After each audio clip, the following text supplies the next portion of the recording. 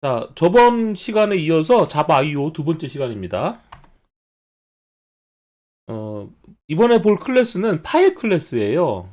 파일 클래스는 파일의 크기, 파일의 접근 권한, 파일을 삭제한다든지, 파일의 이름을 변경한다든지, 이런 작업을 할 때 사용되는 클래스입니다.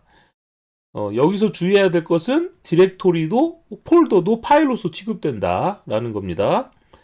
그래서 여러분들이 어떤 파일의 크기가 궁금하다 이러시면 이 파일 클래스로 파일의 크기가 정보를 구할 수가 있어요. 그래서 파일 클래스 생성자를 보면 이렇게 파일 클래스가 있고, 파일 클래스인데 파일을 또 이렇게 파라미터로 받아들이는 생성자도 있고요. 문자열을 받아들이는 생성자, 그 다음에 문자열 두 개를 받아들이는 생성자 등이 있습니다. 그래서 이 파일 클래스를 여러분들이 뉴 생성자니까 뉴 다음에 생성자가 보통 나오잖아요. 뉴 파일이라고 해서 실제 파일이 생성되는 건 아니고 이 파일 인스턴스가 메모리상에 만들어지는 겁니다. 여러분들 뉴 파일 했다고 해서 진짜 파일이 만들어지는 건 아니다. 이 파일 클래스의 중요 메소드를 보면 이제 읽기 가능하냐, 쓰기 가능하냐, 이 읽기 가능하냐, 쓰기 가능하냐를 우리가 보통 퍼미션이라고 이야기해요. 음, 여러분들이 인터넷에서 파일 퍼미션이라고 검색을 해보면 이렇게 권한이라는 게 나오거든요. 그래서 리눅스라든지 맥이라든지 이런 걸 보면 파일 권한이라는 게 있습니다. 음,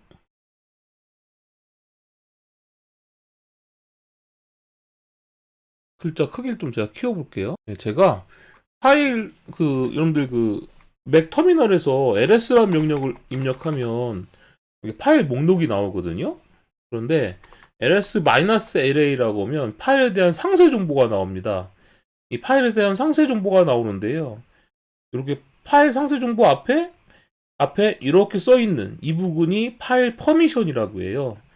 파일 퍼미션이라고 하는데 맥이라든지 리눅스 같은 경우에는 이 파일 퍼미션이라는 게 있어서 소유자만 이 파일을 읽을 수 있느냐, 아니면 모든 사람들이 이 파일을 읽을 수 있느냐, 아니면 어떤 파일은 실행할 수 있느냐, 이런 것들을 지정할 수가 있어요. 그래서 그런 퍼미션 관련된 정보를, 그러니까 맥이나 리눅스는 갖고 있는데, 권한 정보라고 하죠. 퍼미션 권한, 갖고 있는데, 그런 정보들을 읽어드리는 메소드다. 이렇게 생각하시면 됩니다. 윈도우 사용자 같은 경우에는 이 퍼미션이 뭐지? 이렇게 잘 모를 수가 있어서 제가 잠깐 설명을 드린 거고요. 그 다음에 create new file이라는 메소드를 사용하게 되면 이제 파일을 생성할 수도 있고, delete 메소드를 사용하면 삭제할 수도 있고요. 그 다음에 delete on exit 이런 메소드를 사용하게 되면 자바 버추얼 머신, 즉 이 클래스가 실행되는 동안에는 파일이 삭제되지 않고 있다가 자바 가상 머신이 종료될 때, 즉 프로그램이 종료될 때 삭제하게 하는 명령도 있습니다. 그 다음에 이제 파일이 존재하느냐라고 보는 메소드도 있네요. 그리고 파일의 절대 경로, 그 다음에 전체 경로를 문자로 반환하는 메소드도 있고, 파일의 이름, 그다음에 파일의 경로라는 건 뭐냐면 여러분들 폴더 안에 폴더가 있고 또 폴더 안에 또 폴더가 있고 이렇잖아요. 그래서 그 부모 경로에 대한 문자를 반환하기도 하고요. 그다음에 부모 디렉토리를 파일 형태로 반환하기도 합니다. 즉 페런츠라는 건 이 파일이 위치하고 있는 부모 폴더, 부모 디렉토리를 말을 하는 거예요. getPass는 문자열의 형태로 패스 경로를 리턴해 주는 거고, is 디렉토리는 아까 제가 파일과 디렉토리도 모두 파일 취급한댔잖아요. 그래서 이게 파일인지 디렉토리인지 궁금할 때 is 디렉토리라는 메소드를 이용합니다.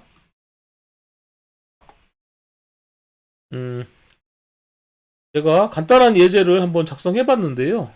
코드가 좀 복잡하니까 인텔리제이에서 직접 작성하고 실행을 한번 해볼게요.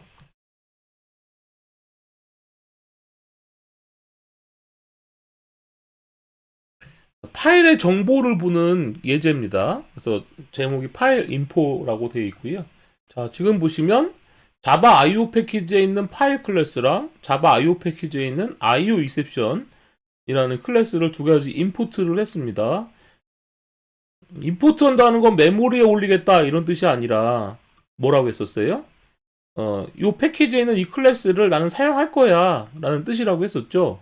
왜냐하면 다른 패키지에 동일한 이름의 클래스가 있을 수 있기 때문에 여러분들께서 이렇게 지정을 해주셔야지만 자와 버추얼 머신이 이 패키지에 있는 파일과 IO 익셉션을 사용하나 보구나 이렇게 알게 되는 겁니다. 그리고 이제 자와 버추얼 머신은 메인 메소드를 찾아서 실행해 나간다고 했었는데 이 아규먼트가 뭐라고 했어요? 프로그램 아규먼트라고 했었죠? 그래서 우리가 실행할 때 아마 이런 식으로 실행합니다. 자바 한 칸 떼고 파일 인포라고 실행을 하게 되는데요. 그 뒤에다가 여기다가 파일 이름을 이렇게 아규먼트를 넘겨주는 거예요. 그래서 A, B, C 이렇게 넘겨주게 되면 아규먼트가 세 가지 아규먼트를 받아들인다라는 이야기 했었고요. 근데 이 사용법은 뭐냐면 아규먼트 한 개를 넘겨줘야 되는 거예요. 이렇게 파일 이름을 적어주게 되면 실행이 된다. 근데 만약에 이 아규먼트를 넘겨주지 않으면 이 아그스라는 변수는 랭스가 얼마가 되는 거예요? 0이 되겠죠? 아규먼트가 넘어오지 않을 때는 1과 같지 않기 때문에 어떻게 됩니까? 이 사용법이 출력되고 프로그램이 종료됩니다. 그래서 system.exit라고 되어 있는 이거는 여기서 프로그램을 종료시켜라 라고 했었고 메인 메소드가 종료돼도 프로그램이 종료되는 거니까 이렇게 적어줘도 같은 코드예요. 이렇게 적어줘도 메인 메소드가 종료가 여기서 리턴해버리고 메소드가 끝나니까 종료됩니다. 근데 system.exit는 어떤 곳에다 적어도 프로그램이 종료가 됩니다. 그런 차이가 있죠.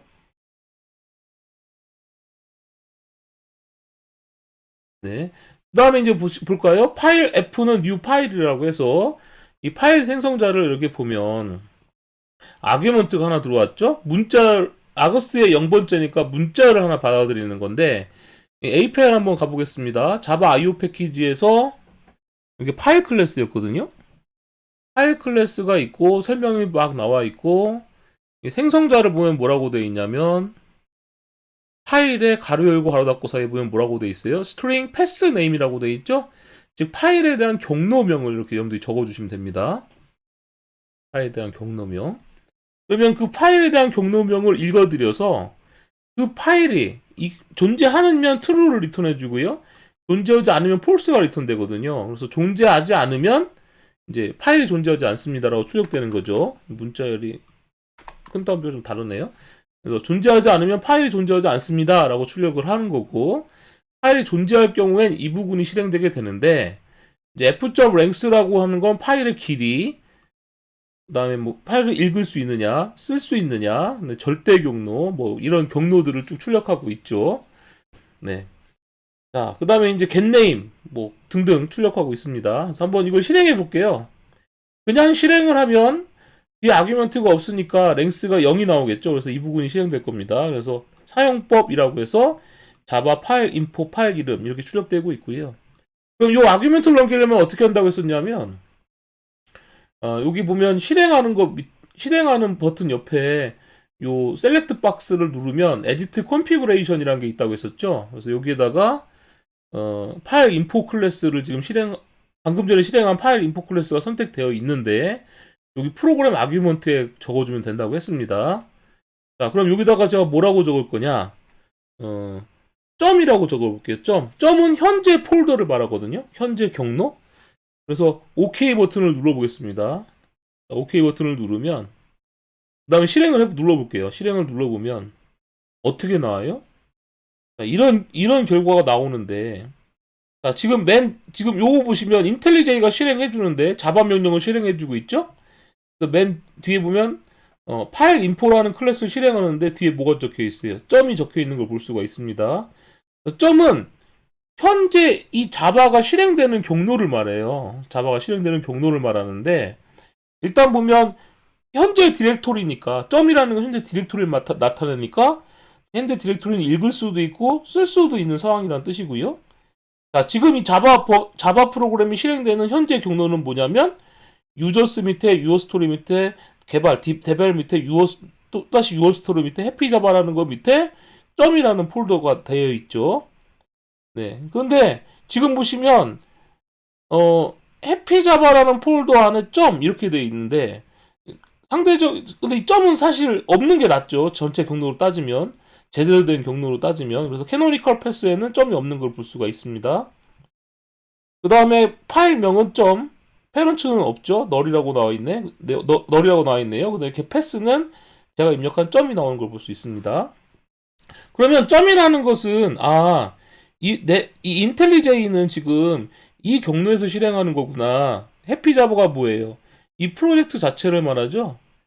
이 프로젝트 디렉토리 안에서 소스 밑에 있는 이 우리가 만든 요 파일 인포 클래스를 실행하는구나 라는 거를 일단 알으셔야 되는 거예요. 왜냐하면 자바 한칸 떼고 파일 인포 파일 이름이라고 했으니까.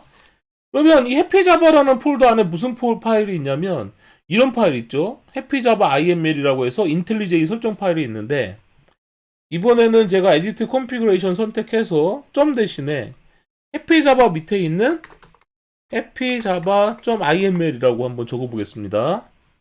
그래서 OK 누르고 실행을 해볼게요. 실행을 했더니 이제 뭐라고 나오냐면, 자, 랭스가 423바이트래요. 실제 이게 423바이트인지 궁금하죠? 여기 해피자바 밑에 이 파일이었는데요. 오른쪽 버튼 누르고 정보 가져오기 눌러보겠습니다. 그랬더니 얘는 크기가 423바이트라고 나오죠? 실제 이제 출력한 게 423바이트고, 이 파일 자체는 읽고 쓸 수 있다라는 뜻이고요. 그 다음에 이 파일이 위치하고 있는 절대 경로랑 이제 캐노니컬 패스 두 가지가 나오고 있고, 그 다음에 파일명도 나와 있죠. 이렇게 페런츠는 널이 나와 있네요. 그 다음에 이렇게 패스는 제가 입력한 해피자바 IML이라고 나와 있습니다. 근데 만약에 실행할 때 존재하지 않는 파일명을 넣으면 어떻게 될까요? 여기 hello라고 적으면 이 해피자바 hello란 파일이 없거든요. 이 상태에서 실행을 해버리면 요 메소드가 파일이 존재하지 않기 때문에 false가 나오고 파일이 존재하지 않습니다. 이렇게 나오는 걸 알 수가 있네요. 네. 그 다음에 이제 이 파일 이름을 절대 경로로 한번 제가 적어볼게요. 어떻게 적어볼 거냐면 그냥 hello라고 적지 않고 네. 지금 요 파일이었는데 정보 가져오기 눌러서 실제 위치가 이거거든요. 전체 경로를 절대 경로를 이렇게 한번 적어볼게요. 이 패스 밑에 해피자바 IML이었거든요. 자, 이렇게 전체 경로를 적어서 설정하고 실행해 보겠습니다. 실행했더니 이제 어떻게 나오느냐? 제가 이번에 실행할 때 이렇게 전체 경로를 잡았더니 역시 423바이트라고 나와 있고, 앱솔루트 패스나 캐노니컬 패스는 똑같이 나와 있죠. getName은 happyjava.iml이에요. 파일 이름만 나와 있는 걸 알 수가 있고, 페런츠는 뭐가 나와 있어요? 페런츠는 이 happyjava.iml이 위치하고 있는 경로가 나오는 걸 볼 수 있고요.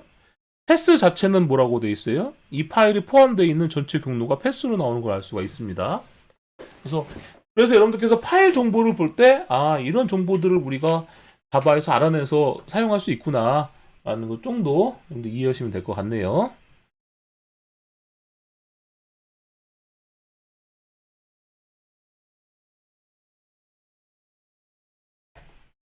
자, 두 번째 예제는 뭐냐, 파일 삭제와 관련된 겁니다. 그래서 파일 삭제 명령인데, 아까랑 비슷해요. args.length가 1이 아닐 때, 그러니까 아규먼트가 넘어와야지만 이 클래스가 실행이 되는 거고요. 그래서 자바 한 칸 떼고 파일 딜리트 파일 명을 적어주면 됩니다. 그래서 파일 F는 new 파일에 args 0에서 사용자가 넘겨준 파일 명을 파라미터로 받아들이는 거고요. 파일이 존재할 경우에만 어떻게 해줬어요? f.delete를 해줬습니다. 그래서 얘가 true가 리턴되면 삭제 성공인 거고, false가 리턴되면 삭제가 실패한 거예요. 그래서 이제 파일을 삭제하는 그런 예제가 되는 거죠. 자, 요 예제를 한번 직접 작성하고 제대로 동작하는지 확인해 볼게요. 자, 파일 딜리트 예제를 작성하고,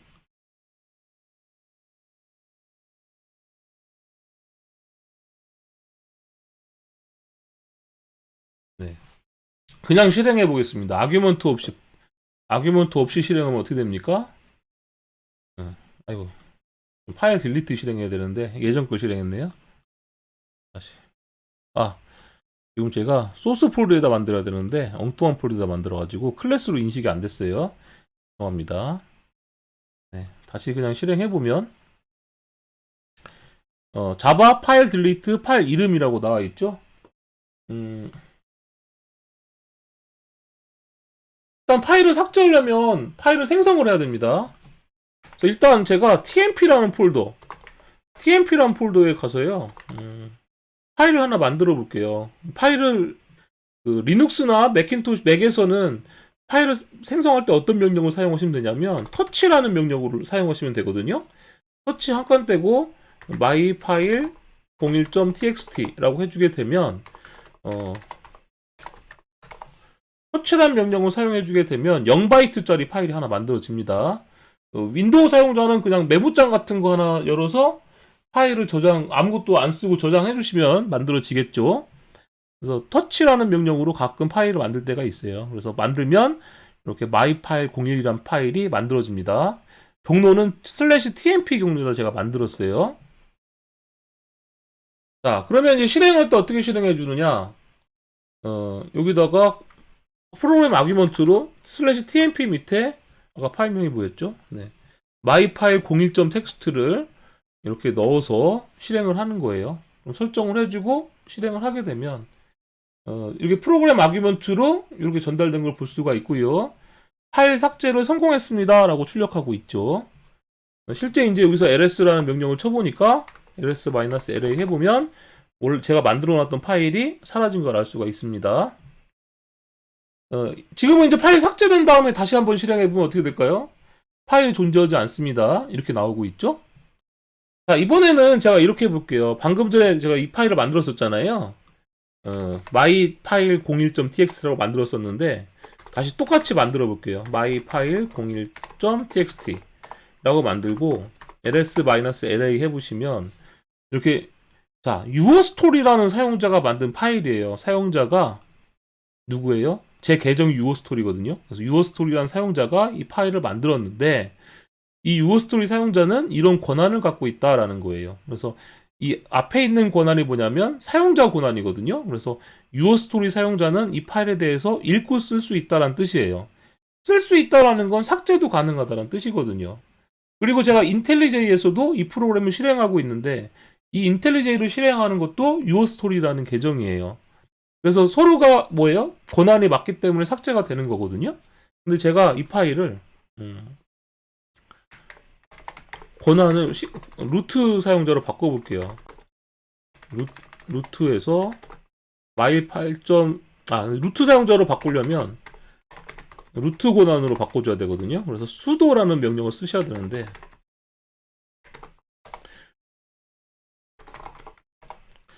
그러면 루트 암호를 입력하게 되면 지금 보시면 myfile01.txt의 권한이 루트라는 사용자로 바뀐 걸 알 수가 있어요. 근데 지금 그런데 이 상황에서 제가 실행을 해볼게요. 실행을 해보면 파일 삭제를 실패하였습니다라고 나오죠, 여러분들. 그죠?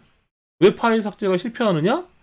지금 이 파일에 실행하는 권한은 userstory 사용자인데 지금 제가 권한을 바꿔서 그래요. 사용자 권한을 루트 사용자로 바꿨기 때문에 실패하는 거죠. 실제로 제가 rm myfile01.txt라고 하면 이제 루트 사용자 권한인데 삭제할 거냐 이렇게 나오고 실행해보면 permission denied라고 오류가 나오는 걸 알 수가 있죠. 왜냐면 지금 저는 이 터미널을 userstory 사용자로 실행하기 때문에 그런 겁니다. 그래서 삭제 권한이 없으면 삭제할 수 없다. 그러니까 여러분들 리눅스라든가 이런 것도 잘 아셔야 되는 거예요. 잘 모르시면 안 된다.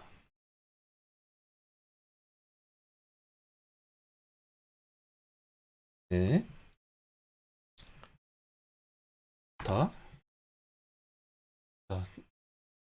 지금 여러분들 질문 있으신가요? 지금 나온 내용 중에서? 인텔리제에서 파인더 열면 되는데, 파인더, 그렇죠. 아니면 다른 형태로 열어도 될 것 같은데.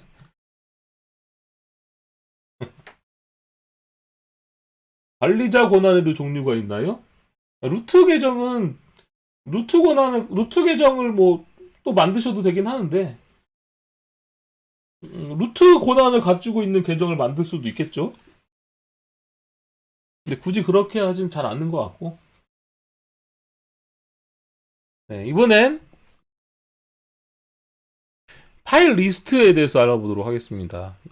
음, 자, 제가 예전에 한번 직접 이번엔 만들어 볼게요. 파일 리스트.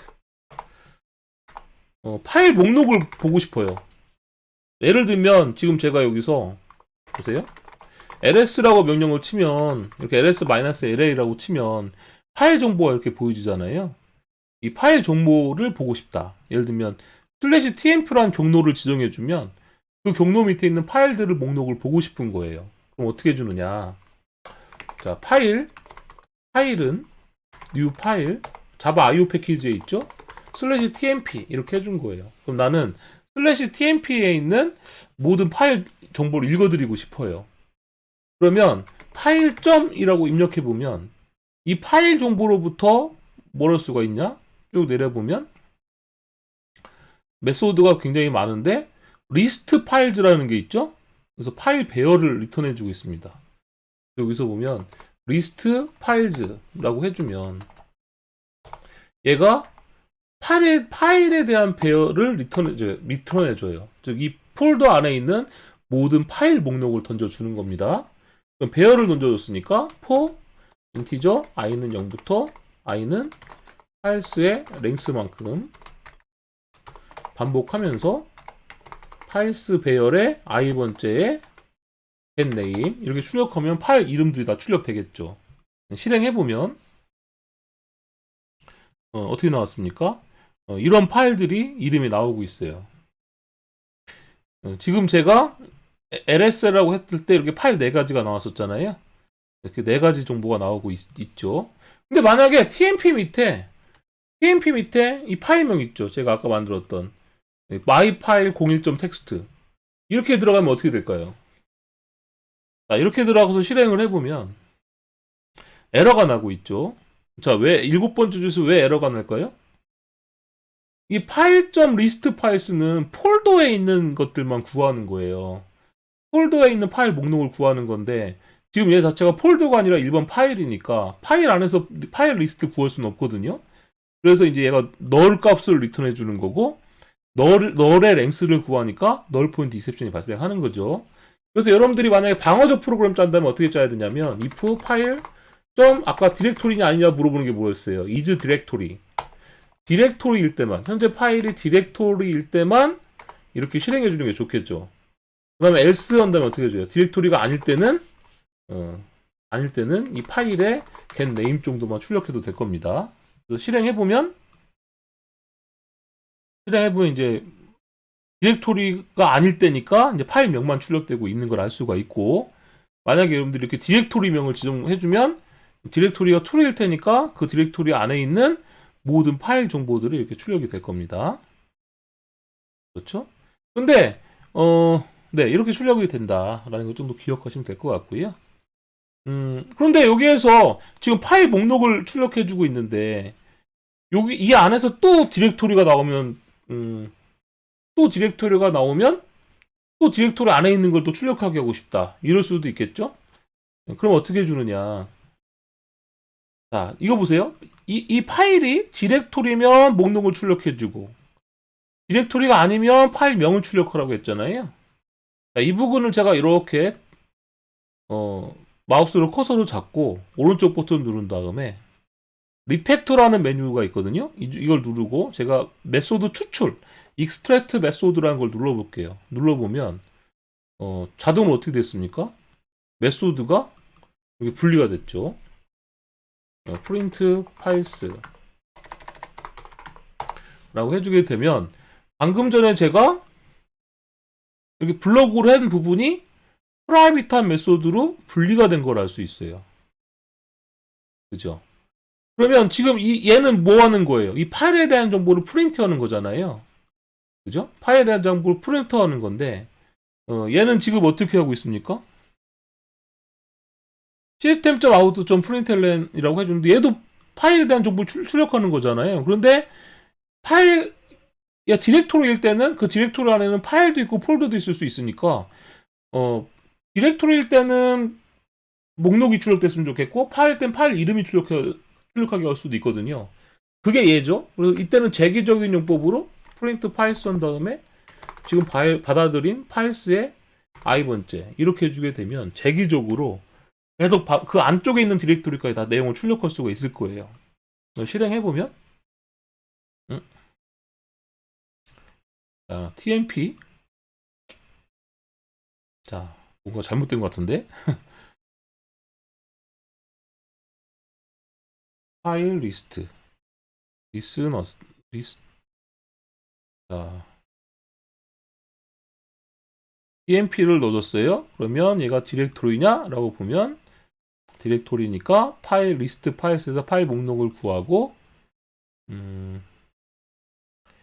파일 랭스만큼 반복하면서 디렉토리 이름을 제가 출력을 안 해가지고 네, 디렉토리 이름을 출력 안 해서 그 안에 있는 알 수 없는 파일명이 출력이 된 거였어요. 이런 식으로 파일 목록에 있는 것도 출력할 수 있다. 이 정도 기억하시면 될 것 같고요. 자, 이번엔 이제 임시 파일 생성에 관련된 내용 예제예요. 이거는 예제를 직접 작성해서 보여드릴게요. 임시 파일이라는 게 뭐냐? 여러분들 그 윈도우 같은 거 사용하시다 보면은 C 드라이브 밑에 TMP라는 폴더가 있어요. 윈도우 사용하시다 보면은 이렇게 C 드라이브 밑에 TMP 폴더 같은 거라든지 맥이나 리눅스는 TMP 폴더 이런 폴더들이 있어요. 자, 이런 보통 이렇게 템프 폴더라고 하거든요. 이런 폴더에는 보통 임시 파일이 만들어졌다가 많이 사라집니다. 그럼 임시 파일이 뭐냐? 여러분들 그 임시 파일은 말 그대로 임시 파일이에요. 네, 임시 파일은 한마디로 임시 파일인데, 그러니까 우리가 이제 프로그램을 실행하다 보면은 이 프로그램이 실행되는 동안에만 필요한 파일들이 있을 수 있거든요. 이 프로그램이 실행되는 동안에만 필요한 파일, 예를 들면 뭐 파일 소트라든지 파일을 이용해서 정렬을 한다든지 뭐 이런 걸 할 수도 있어요. 그러면 이제 프로그램이 실행되는 동안에는 이 파일이 필요한데 프로그램이 종료될 때는 이제 지우고 싶은 거예요. 임시로 만들었다가 임시로 삭제하고 싶은 거죠. 이제 그럴 때 사용하는 게 지금 보는 것처럼 파일 F는 파일 크리에이트 템프 파일이라고 해주게 되면 이게 프리픽스라는 게 들어갔죠. 프리픽스랑 서픽스라고 해서 앞 파일명이 tmp 언더바로 시작하고 파일 이름은 .dat로 끝나는 임시 파일이 만들어지게 됩니다. 잠깐 제가 요거를 이렇게 임시 파일만 한번 생성하도록 한번 해볼게요. 실행을 해보면 근데 임시 파일이 어디 생성되는지 봐야 되니까 제가 f.get absolute pass를 한번 출력해 볼게요. 다시 실행을 해보면 자, 지금 보시면 어디에 폴더가 생겼어요? 바 밑에 폴더스 밑에 뭐 kp 밑에 이상한 이름의 요런 이름의 폴더 안에 tmp 언더바 하고 나서 숫자가 적혀 있고 .dat라고 돼 있죠? 이런 파일이 생긴 거예요. 이 파일을 제가 ls로 가보겠습니다. ls-la 해보면 진짜 파일이 생성된 걸 알 수 있죠, 여러분들. 그죠? 23시 35분에 이 파일이 생성된 거예요. 이 폴더 안에. 그런데 이런 임시 파일이 프로그램이 실행되는 동안에는 사용되는데 프로그램이 종료될 때는 사라지게 하고 싶거든요. 그럴 때 어떻게 하느냐. 그걸 시뮬레이션 하는 예제예요. 지금 보시면 파일 F는 파일.create temp 파일이라고 해주면 요 이름으로 시작하고 요 이름으로 끝나는 임시 파일 하나 만들어져요. 이 가운데 있는 숫자는 임의의 숫자가 생겨서 만들어집니다. 사용자도 몰라요. 임시 파일이니까 그냥 파일이 만들어졌다는 것만 중요한 거죠. 그래서 파일의 경로 출력해주고 60초간 멈춰 있습니다 라고 나온 다음에 thread.sleep이라는 걸 해주고 있어요. 그러니까 이 thread.sleep이라는 명령은 여기에서 프로그램이 멈춰 있게 시켜요. 밀리세컨드만큼 멈추게 하기 때문에 1000밀리세컨드가 는 1초거든요. 그러니까 6만 밀리세컨드니까 60초, 1분 동안 여기서 멈춰 있으라는 거예요. 네, 멈춰 있은 다음에 그러면 이거 임시 파일이니까 매번 쌓이면 굉장히 지저분한 파일들이 계속 쌓일 거잖아요. 그래서 여러분들 가끔 보면 뭐 안드로이드 폰이나 뭐 윈도우 보면은 그 임시 파일 삭제 기능 그런 유틸리티 있거든요. 그런 거 유틸리티 사용하면 그 용량이 갑자기 늘어나고 이런 경우 혹시 보신 적 있으실 거예요. 그런데 이제 얘는 어떻게 해주는 거냐? 다 사용하고 나서 f.delete on ext 해주면 이 메인 메소드가 종료될 때, 즉 이 자바 버추얼 머신이 이 프로그램 실행을 종료할 때 이 임시 파일을 삭제해 줍니다. 자동으로. 그걸 하는 예제예요. 실제 그렇게 되는지 보기 위해서 실행한 다음에 실행하면 임시 파일 이렇게 만들어져 있거든요. 근데 60초간 지금 멈춰 있어요. 빨리 한번 해봐야 돼요. ls -la 하면 파일이 있죠. 자, 계속 제가 ls 해보겠습니다. ls 하면 계속 파일이 있죠. 아, 60초 너무 긴가요? 네, 계속 파일이. 아직도 멈춰 있어요. 60초. 60초가 이렇게 길었군요.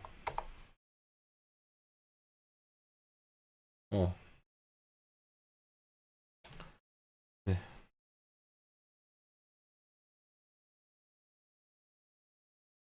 생각보다 60초가 길다.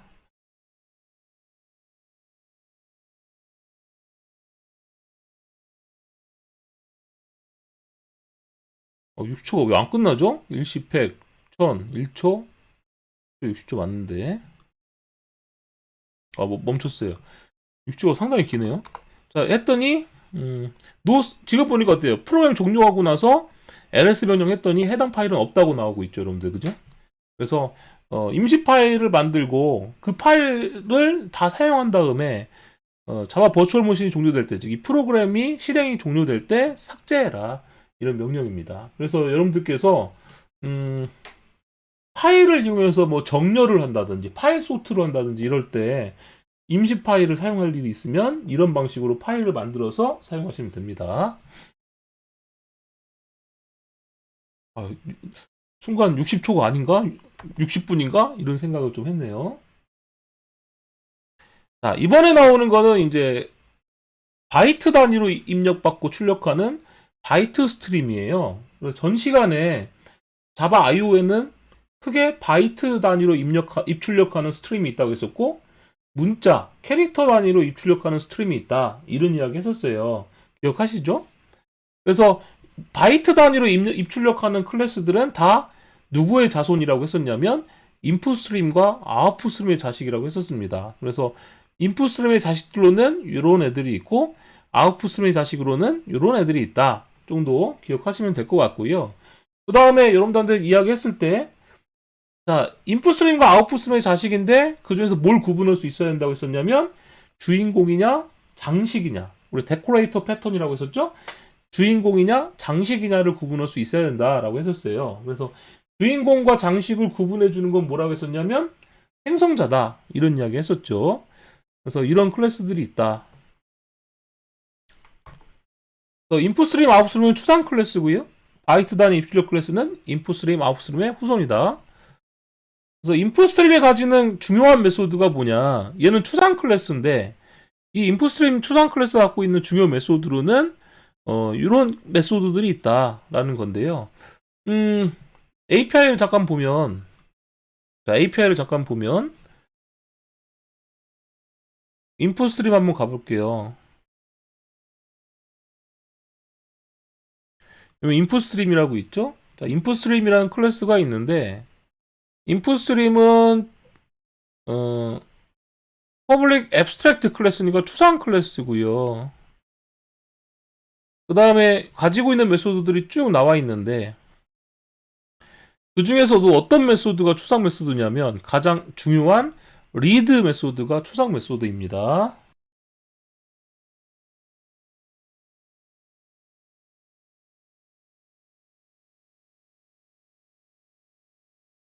예제를 제가 간단하게 한번 만들어 볼게요.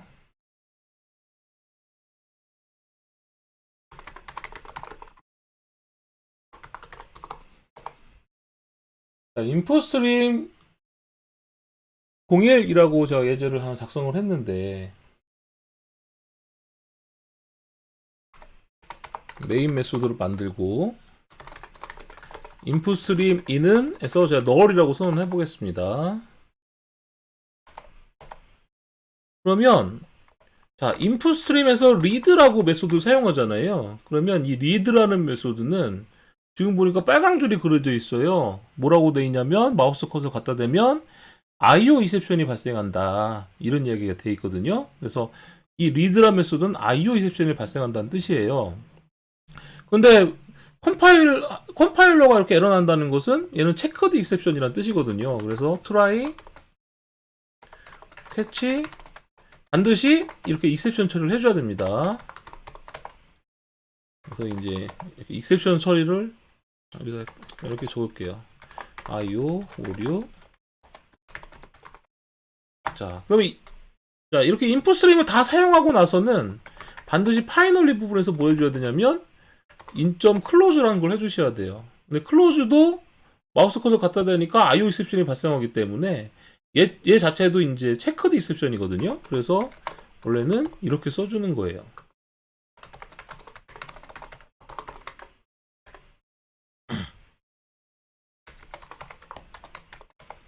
자, 그래서 여기에는 자, 이렇게 해주면 자, 인풋 스트림이라는 거 선언해주고 인풋 스트림을 통해서 읽어드려라 이런 뜻이거든요. 근데 이 리드 메소드, 인풋 스트림은 바이트 단위이기 때문에 이 리드라는 메소드는 한 바이트를 리턴해 주는 겁니다.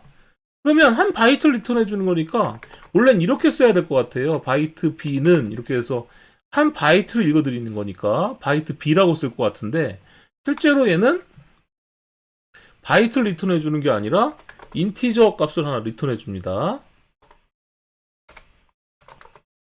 이렇게 인티저를 리턴해 줘요. 근데 바이트를 읽어드리는데 왜 정수를 읽어드릴까? 이런 뜻이죠. 자, 여러분들 제가 설명을 드렸었는데 1바이트는 몇 비트예요? 8비트죠. 그래서 1바이트가 표현할 수 있는 값은 1바이트가 표현할 수 있는 값은 비트로 따지면 0이 8개 부터 시작해서 최대 1이 이렇게 된 값을 표현할 수가 있는 거죠. 1바이트가 표현할 수 있는 건 0이 꽉 차 있는 것부터 시작해서 1이 꽉 차 있는 것까지 이렇게 표현할 수가 있는데 그러면 한번 생각해 보세요. 리드 메소드는 리드 메소드가 읽어드릴 수 있는 정보는 사실 바이트 단위로 읽어드린다는 건 이 중에서 한 가지 값을 읽어드린다는 뜻이겠죠. 여러분들 이 부분 이해하셨어요?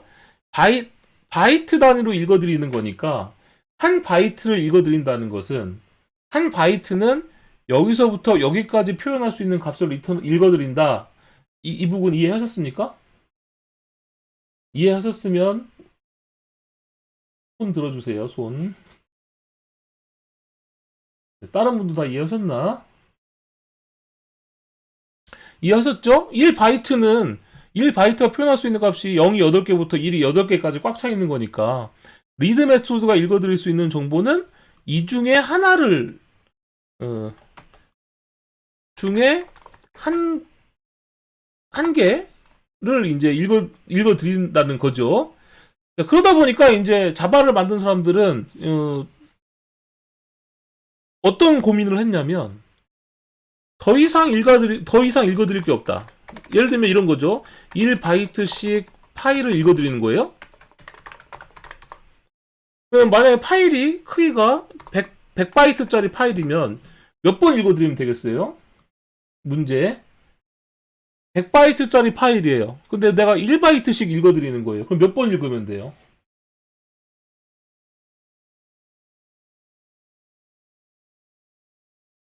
이상한 아이콘이. 100번 읽으면 되겠죠?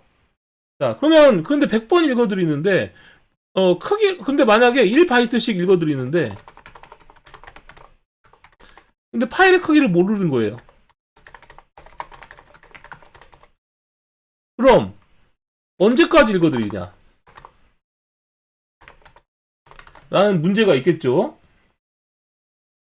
자, 한 바이트씩 읽어드리는데, 파일의 크기를 모르는 거예요. 그럼 언제까지 읽어드리냐면 더 이상 읽을 게 없을 때까지겠죠? 자, 우린 이걸 뭐라고 그러냐? 더 이상 읽어드릴 것이 없다. 이 기호를 우린 뭐라고 하냐면 end of file이라고 합니다. 엔도 파일. 키보드로 입력할 때도 그래서 저번 시간에 키보드로 입력할 때 더 이상 읽어드릴 게 없을 정보를 뭐 맥 같은 경우에는 뭐 커맨드 D, 뭐 윈도우 같은 경우에는 컨트롤 Z 이런 값을 입력하면 키보드로 입력하다가도 더 이상 읽어드릴 게 없어 끝이야 라는 정보를 키보드로도 보낼 수 있다. 이런 이야기 기억나시죠? 자, 그러면 그럼 더 이상 읽어드릴 게 없다라는 값이 EOF인데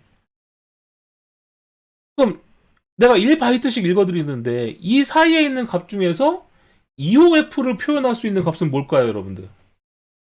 1바이트는 0000부터 시작해서 1111 8개, 1이 8개, 0이 8개부터 1이 8개까지가 1바이트가 표현할 수 있는 값인데 EOF라는 값을 표현하는 값은 뭘까요? EOF. 자, 파일은 여러분들 한번 생각해 보세요. 파일은 이런 값들로 구성이 되어 있는 거예요. 이런 값들로. 그러니까 중간중간에 뭐 0으로 꽉 차 있는 바이트가 있을 수도 있고 1이 꽉 차 있는 바이트가 있을 수도 있고 0 4개, 1 4개인 바이트가 있을 수 있고 그런 거죠. 그래서 1바이트가 이만큼 표현한다라는 것은 파일 중간중간에 여기서부터 여기까지 표현할 수 있는 단어 바이트는 다 있을 수 있다. 그 말은 무슨 얘기냐면 EOF는 요 안에 있는 값으로 표현할 수 없다라는 뜻이에요. 자, 요 안에 있는 값으로 1바이트가 표현할 수 있는 값으로 뭘 표현할 수 없다? EOF를 표현할 수 없더라. 아, 그럼 어떡하지? 이런 생각을 해서 자바를 만든 사람들은 야, 그러면 큰 그릇을 준비하자. 1바이트씩 읽어드리지만 우리는 1바이트를 읽어드리지만 실제로는 인트에다 담자. 인트에 1바이트 값을 담자. 이런 생각을 한 거예요. 인트는 몇 바이트냐면 4바이트죠? 그러니까 0000 0 둘, 셋, 넷, 다, 여, 일곱, 여덟. 하나, 둘, 셋, 넷, 다, 여, 일곱, 여덟. 하나, 둘, 셋, 넷, 다, 여, 일곱, 여덟이면 둘, 셋, 넷, 다, 여, 일곱, 여덟. 이렇게 인트는 4바이트니까 0이 몇 개예요? 84, 32개만큼 있을 수 있는 것부터 시작하는 건데 자, 여기서부터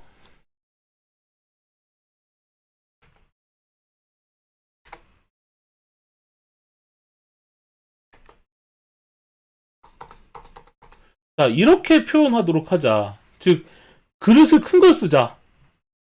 어떻게 그릇을 큰 걸 써요? 4바이트 정수를 쓰는데 맨 마지막 바이트에다가만 값을 담아서 리턴하자. 이런 생각을 한 겁니다. 자, 이렇게 해주게 되고 그러면 EOF는 뭐로 표현하냐? 정수니까 EOF는 마이너스 1로 하자. 이렇게 생각한 거죠. 그럼 우리가 2의 보수법으로 따지면 마이너스 1은 어떻게 표현해요? 원래 1을 표현하면 어떻게 됩니까? 하나, 둘, 셋, 넷, 다, 열고, 여덟. 하나, 둘, 셋, 넷, 다, 여, 일곱, 여덟. 하나, 둘, 셋, 넷, 다, 여, 일곱, 여덟. 하나, 둘, 셋, 넷, 다, 여, 일곱, 1. 자, 이게 이제 양수 1인데, 이거를 1의 보수로 표현하면 어떻게 돼요? 1의 보수로 표현하면, 일곱, 여덟. 하나, 둘, 셋, 넷, 다, 여, 일곱, 여덟. 하나, 둘, 셋, 넷, 다, 여, 일곱, 0. 이게 1의 보수죠? 1의 보수인데, 여기다 플러스 1을 해주게 되면 2의 보수가 됐잖아요? 그래서 1의 보수는 어떻게 됩니까? 1을 더해주니까 요게 마이너스 1이라고 했었죠. 요게. 그래서 이제 어떻게 되는 거예요? 정수로 표현하니까 음수 1인 거는 엔드 오브 파이로 알 수 있겠네. 이런 생각이 든 거죠. 그래서 정수를 사용하는 이유. 여러분들한테 질문이 들어오면 이거 답변을 할 수 있어야 돼요. 무슨 질문? 왜 바이트 단위로 읽어드리는 리드 메소드가 바이트를 리턴하지 않고 인트를 리턴하느냐 라고 여러분들한테 물어보면 여러분들은 뭐라고 대답해야 되는 거냐면 EOF를 표현할 수 있는 방법이 없어서. 아주 간단하죠? 간단한 답을 여러분들한테 드리기 위해서 길게 설명을 드린 거예요. 자, 다시 한번 질문. 왜 바이트 단위로 읽어드리는 리드 메소드가 그죠? 바이트를 리턴해 주는 게 아니라 인트를 리턴해 주느냐? 여러분도 한번 채팅창에 적어보세요. 왜? 왜 바이트를 단위로 읽어드리는 리드 메소드가 int 타입을 리턴할까? 여러분들 나름대로 채팅창에 한번 답을 적어보세요.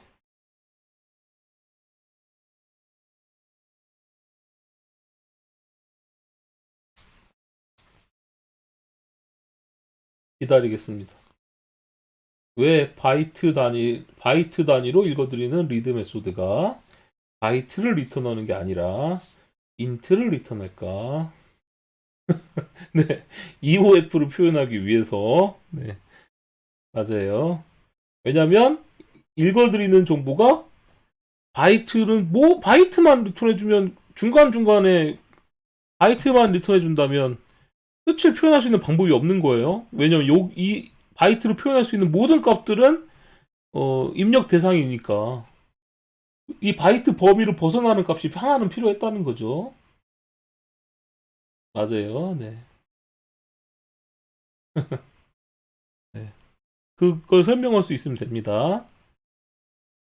그래서 지금 보면 리드 메소드가 어떻게 되어 있어요? abstract int란 말이에요. 그래서 리드 메소드는 추상 메소드다 보니까 자식에서 이걸 구현해 주는 거예요. 네. 그래서 얘는 -1이 뭐라고 나와 있습니까? end of stream. 스트림의 끝, 파일의 끝 거의 같은 말이라고 보시면 됩니다. 그래서 설명이 나오죠. 바이트는 레인지가 0부터 255까지인데 그러다 보니 끝을 나타낼 수 있는 값을 표현할 수가 없다. 그래서 -1을 리턴한다. 뭐 이런 내용이다 라고 보시면 됩니다.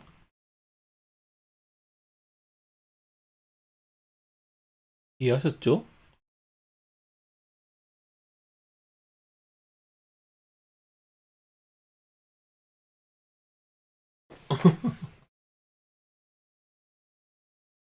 술 자고 있다고요? 자면 안 되죠. 자, 보면. 그래서 오늘 여기까지 설명드렸는데, 여러분들 간만에 숙제 하나 낼게요. 숙제. 간만에 숙제. 숙제라기보다는 풀을 수 있는 문제. 저번에 문제 냈었는데, 자, 키보드로부터 한 줄씩 입력받아 화면에 출력하시오. 이게 제가 저번에 수업할 때 했던 거였잖아요? 그죠? 근데 문제는 뭐냐? 1번 파일로부터 텍스트 파일이에요. 소스 파일 같은 텍스트 파일로부터 한 줄씩 입력받아 화면에 출력한다. 두 번째 문제 키보드로부터 한 줄씩 입력받아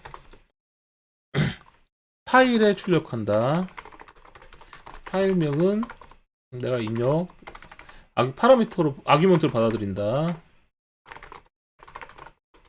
세 번째, 텍스트 파일로부터 한 줄씩 입력받아 다른 파일에 한 줄씩 출력한다. 자, 이거 보시면 문제가 어때요? 다 문제가 뭐예요? 한 줄씩 입력받아서 한 줄씩 출력한다예요. 문제가 다, 그죠? 문제가 한 줄씩 입력받아 한 줄씩 출력하는 겁니다. 그런데 어디서부터 입력받느냐, 어디에 쓰느냐 이것만 달라지고 있죠. 그럼 어디로부터 입력받는다, 어디로부터 쓴다 이거는 주인공 역할이라고 했었어요. 네, 주인공을 잘 찾아야 되는 거예요. 문제가 한 줄씩 입력받아서 한 줄로 쓰는데 텍스트 파일로부터 한 줄씩 입력받아 화면에 출력한다. 키보드로부터 한 줄씩 입력받아 파일에 출력한다. 텍스트 파일로부터 읽어서 또 다른 텍스트 파일에 출력한다. 자, 여러분들이 이제 클래스 이름이나 뭐 그런 건 적당히 적어서 한번 만들어 보세요.